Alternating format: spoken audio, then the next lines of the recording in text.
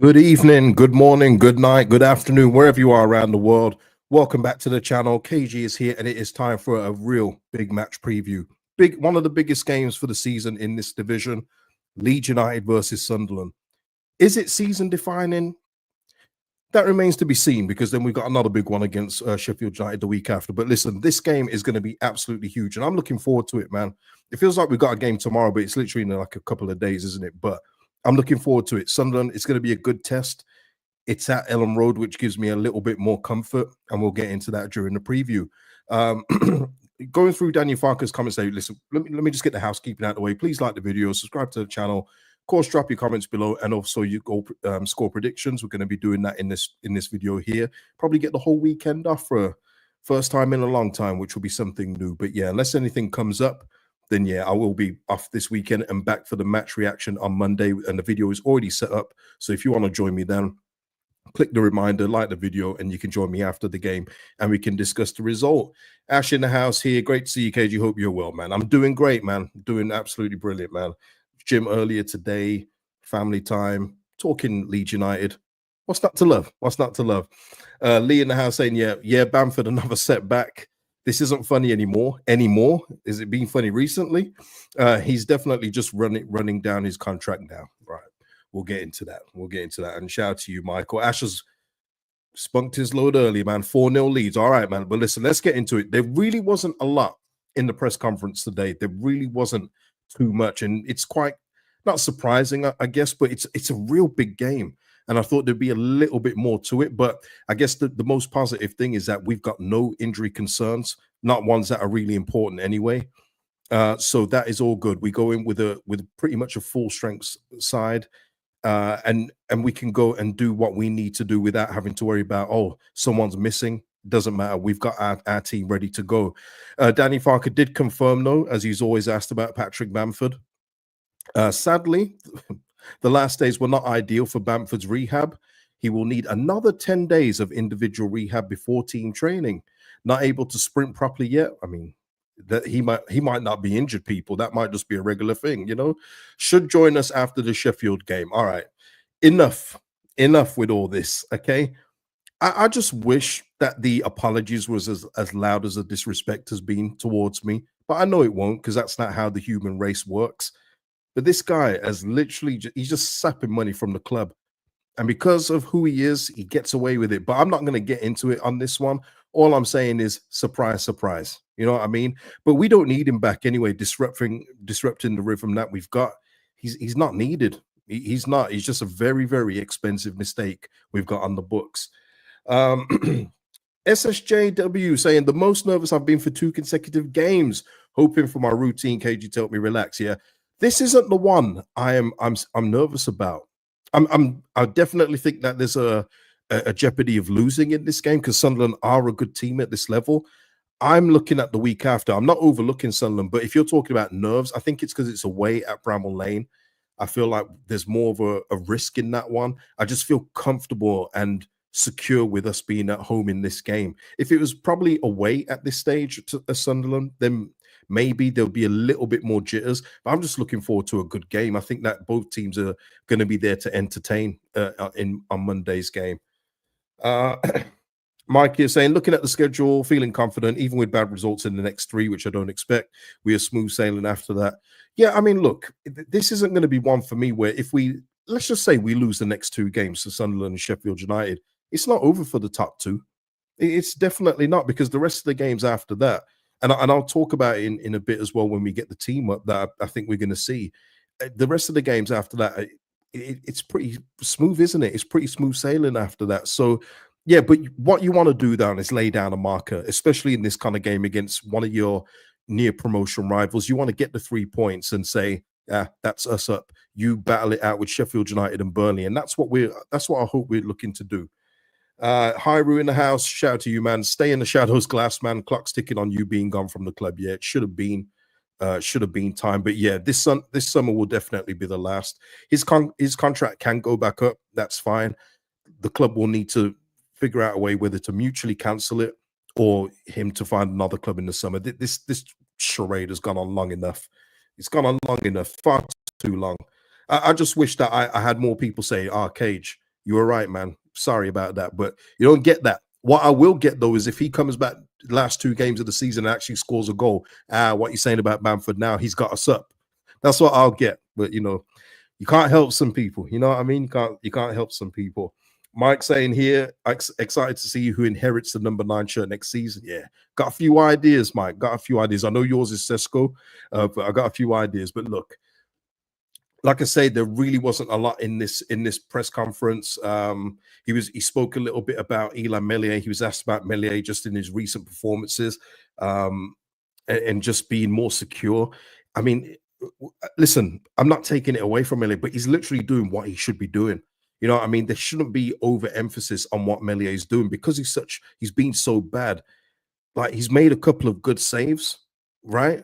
But to talk it up the way it is it just shows you how low the bar has been for him. But as long as he keeps doing what he's done in the previous couple games, I'm happy with it. You know what I mean? I don't ask a lot from this goalkeeper. I don't, because he doesn't have to do a lot. Danny Farker said today, sometimes he doesn't see a shot until the 60th minute. That's correct. Just stay alert, stay focused, and do the basics. That's it. That's all you have to do in this division when you're surrounded by the outfield teams, the outfield players that we've got and that have protected you so well. But yeah, keep it up, Eli. Just do the basics, please. Beg you.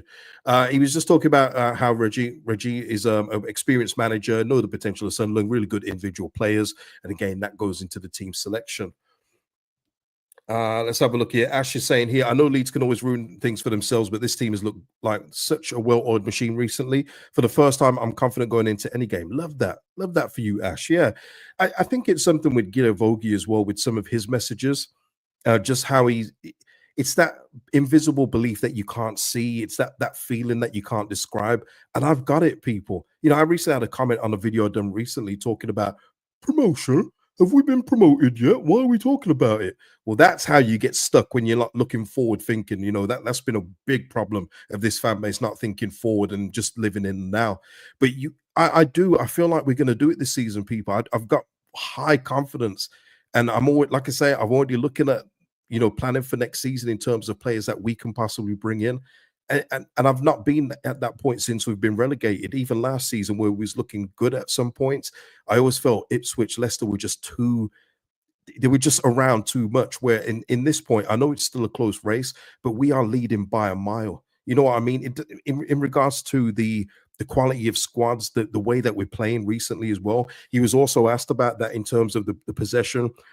And thankfully, he didn't make a big deal of it. He just said there will be some games where we don't have a lot of the ball because Watford were a more physical team, etc., etc. But that's what I was talking about in the previous video in terms of possession stats. Like, we're going to have to get used to not having the ball a lot in the Premier League anyway. And if we do get a lot of the ball, it could be the way Watford use it, which wasn't very well. It was round the back to the midfield, round back to the back again, without doing very much, hurting us going forward. And that's why I say, if we're on the counter next season, we have to make those opportunities count as much as we can, because it could be like that. Even if we strengthen the team well, there's still a bit of a gap from the bottom of the table to even 12th position in the Prem. So we've got to try and aim for that. And if anything better, awesome. But baby steps, right? Baby steps. No, not Wilson. I mean, I think you're trolling me here. Callum Wilson. I mean, what's the point? We just taking Patrick Bamford out of the injury suite to put in Callum Wilson. Now, the thing is with Callum Wilson, when he plays, he is actually a very, very good goal scorer, but his knees are made of biscuits. Like, he doesn't stay fit. He can't stay fit. So absolutely not with Callum Wilson. No, we don't need that again. If he could stay fit, then of course, 100% you take Callum Wilson. He's a finisher. But nah. No, thank you. There's more out there. There's more out there, people. I promise you. I promise you. So,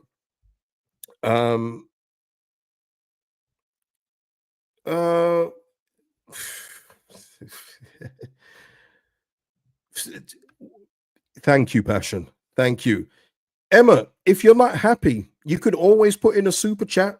If you feel that your comment is so important, put in a super chat or make another Leeds United channel so you can get all your thoughts off on microphone. You know what I mean? Do it that way. If I didn't even see your comment, so if your comment wasn't seen, that's not my fault. It obviously didn't catch my eye, Emma. So chill out. All right, chill out. Exactly. Calm down. You know, this, so honestly, that's entitlement, though. That's entitlement on this platform. This is literally he's watching for free. He's not a member of the channel. He doesn't post super chats, but he wants his comments read just because he's put in the chat. Emma, your self-importance is it's very funny. We'll tell you that. It's very funny. But in this game, let's get back to the game, people. Sunderland, fourth in the table, very good form they're in. And they're a dangerous team. Let's make no bones about it. They are a very dangerous team, can score goals at will, but they're also, liable to concede a few. By the way, I gotta say, I watched the Sheffield United Middlesbrough game the other day. How Middlesbrough are even in the playoff picture it just shows you how crap this league is. The fact that Middlesbrough are anywhere near it, they're defending. If you thought Middlesbrough's defending against Middlesbrough, I mean, if you thought Middlesbrough's defending against who did they play the other week? Sunderland was funny. It had nothing on the Sheffield United game. Defenders, calamity between defenders and the goalkeeper. Defenders passing it through each other, then putting it through to Bembra and Diaz. Crazy stuff. Crazy. Just so bad. This league is so bad. I can't wait to leave it, man. I can't wait to leave it.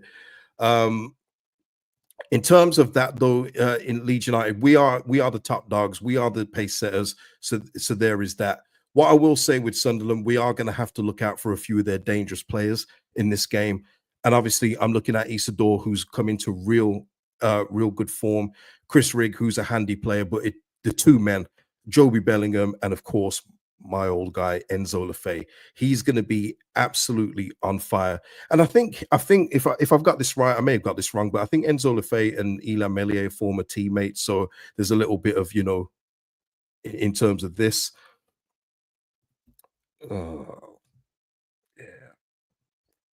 In terms of that former teammates kind of stuff, and this is why I feel we're going to go with pretty much the same team that we had before. I don't think we're going to change one thing for this game. Another thing that Daniel Farker said in this press conference was in regards to Pascal Struijk's fitness, and I don't think he's going to risk him starting in this game. I don't even think he's going to risk him in the Sheffield United game. I think it's going to be after that we'll probably see Pascal again in central defense. So with that being said, I think we're going to go with the same team again. And when you put in Enzo Lefebvre and Joby Bellingham, it makes all the sense in the world to stick with Gruev in the center of midfield. It does. It speaks. I think it just makes too much sense to keep Gruev in there, because it's going to take a couple of players to marshal Bellingham and Enzo Lefebvre. It's going to take a couple. So for me, I think we see the same one. Yeah, I'd love that too. I'd love anyone to have a winner. Love anyone to have a winner, man. Yeah. Mike saying life's too short. What does that mean? What does that mean? Let me know. What did I say? Hyru here saying Tanaka versus Bellingham, Gruev versus Lefebvre. Get your popcorn ready. Yeah, it's going to be tasty, man. That's what I'm saying. It's going to be a decent game, but we've got players in form. James, Aronson, Peru. Get this out. Get off there. And I think we should have enough. I do. I think we've got enough to win this game. I honestly do. So I'm gonna give my score prediction. Put yours in the comments after if you want. I'm gonna go with, I think we may lose the clean sheet with this one. I'm gonna go with 2-1 Leeds. I'm gonna say we get the 3 points and make a real big statement Monday night. What say you? What say you, people? So yeah, does anyone have any different ideas for the starting lineup? Do you think that maybe Farker may go with the more defensive Byron for this one? I hope not. I hope not, just for the fluidity of the way we play. And I don't think we necessarily need to be that defensive if you've got Gruev in there, but there's always that chance that he may go with Byron. But I think Firpo's done enough to stay in the team. Yeah, I do that. I see that as well. I think Tanaka will be a little bit more defensive in that one too. Yeah, and you're saying 3-0. Yeah. 3-1 lead. Sunderland's current form doesn't scare me. Ellen Road should be rocking, especially after the win. Absolutely. Random guy saying here, Bogle have Lefebvre in his pocket. I hope so. Bogle's been just consistently brilliant. We haven't even had to speak about him in terms of defensive worries. He's done all his bits defensively and going forward. So it's going to be a test for him, though, because Enzo, he shouldn't be at this level. He shouldn't be at this level, man. He's far too good for this level, and he's shown it. You know, people might see 1 goal, 1 assist, but he's been doing that pre-assist, like a bit like Brendan does for us at times, where he's the pass before the assist, but he's linking the play. And some of his passes and through balls have been absolutely magnificent, man. D Parker saying here, Strauch is the only one who could come in. Yeah, I mean, I did have Strauch in until Danny Farker said what he said. And unless he's ready to start a full 90 minutes, I think he's going to leave him on the bench until after the Sheffield United game. That's just how I'm thinking at this moment in time. Peter saying here, 3-1. Think you're right on the line. Watch Sunderland versus Borough. They aren't great, yeah. And I'm just hoping, that comes to it as well, where they change a little bit because of who we are. So I'm hoping that they're having to change a little bit of the way they play because of how Leeds United will set up. And if they do that, then they play into our hands. Absolutely play into our hands in that way. Glenn Hardall, shout out to you, Glenn. Do you know if Leeds have any plans to sign Solomon permanently? I think it's all dependent on promotion. Nothing can be sorted at this moment in time, Glenn. I don't think Tottenham want him back at this stage. So I think it would be if Leeds go up and Manor is happy here and we're happy with him, then I think there is a deal to be done. And plus, I think he'll only have 1 year left on his deal. Is that right? So it won't be like an astronomical fee, but I think it will be a pretty fair fee for a player that Tottenham don't want and that we would probably need on promotion. I think it would be a gap that needs to be filled. So we'll see come the summer. We can't really say anything until we're actually promoted. So I guess we'll come back to that then. But also, and again, I need to say this off the bat. I always say this to you people. I'm not your daddy. I'm not telling you what to do. But Leeds United have put out a statement in terms of the Manor Solomon chants, which have been very audible. I don't go into it because once again, people keep politics out of my comments. I don't speak on anything that means anything to me because people don't care. So in return, I don't want to hear it from anybody else. But this is coming from the club now, and it all depends on you guys. If you want to keep your season tickets at Ellen Road, it's up to you. Is the chant? I'll just ask you in this way: is the chant worth it? You know, because I know for a lot of people going to football, that's the biggest part of their week, probably where they see their friends the most. Is it worth you losing that? That's all I'll say. And also they've been talking about there'll be increased CCTV surveillance and stewarding presence in FA5, FA6, SS5 and SS6 at all home games between now and the end of the season. So yeah, guys, it's up to you. You want to chant it? Hey, it's a free country. You chant it, but there's consequences for the chant. All right. So that's all I'll say. I'm not telling you not to do it, but if you do it, you know what the result may be, and you could be banned from football games.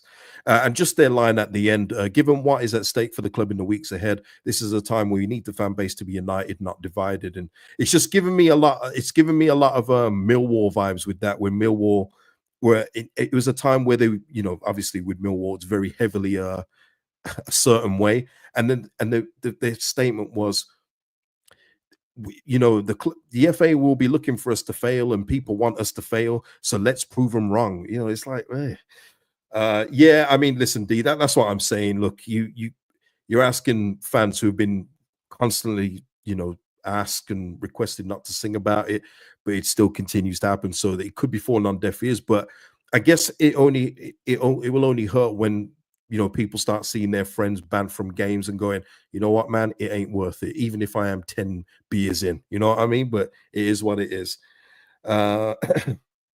Mike saying, going to need all the fans there, don't get kicked out. Well, Mike, this is the thing. Leeds, they will care about kicking people out, but there's people on waiting lists ready to take those seats, Mike. So those people leave, there'll be people on the waiting list that will be more than willing and ready to come in and take those spots for the rest of the season. So it's one of those where, you know, it's not like we're small potatoes and we're not filling our ground. There's people that have got memberships that wish they could get a ticket. Those seats will then become available if there's any expulsions from the ground. But listen, people, that's all I wanted to say here. Michael, in regards to Solomon on the pitch stuff, trust Daniel Levy to up Solomon value as he did with Roden while Roden was in his last year. Yeah, I mean, Roden was like 10 mil. I think it's still a pricey. Yeah, Michael, you're right. It's probably a little bit much with a player who's unwanted with 1 year left on his deal. But I don't know, man. If you're talking Solomon, if you're talking Solomon and his value with 1 year left, considering it is a position of need, and I think Manor Solomon will be motivated in the Prem to show that he is a top level player as well. So you've already got that, plus his familiarity with the place and Leeds United. Yeah, I mean, what price do you think he'd go for? I got 15 million, between 15 and 20 million in my head, with a year left on his deal. And I think even 20, that sounds a little bit too high for me. I'm not gonna lie, but I think like 15 million, maybe there'll be add-ons after, if we survive and everything else like that. I think it could be something like that, right?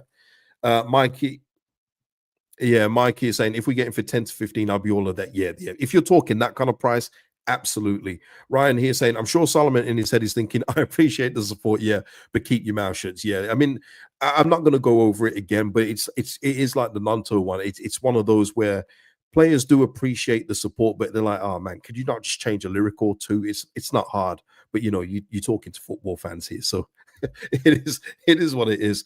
Mike here saying as well, remember the 49ers aren't a bunch of mugs. Well, yeah, I'm sure they'll negotiate as much as they can, but I think there'd be a willingness. I think if we get promoted, I think Manor would love to come here, but there's still like 14 games left.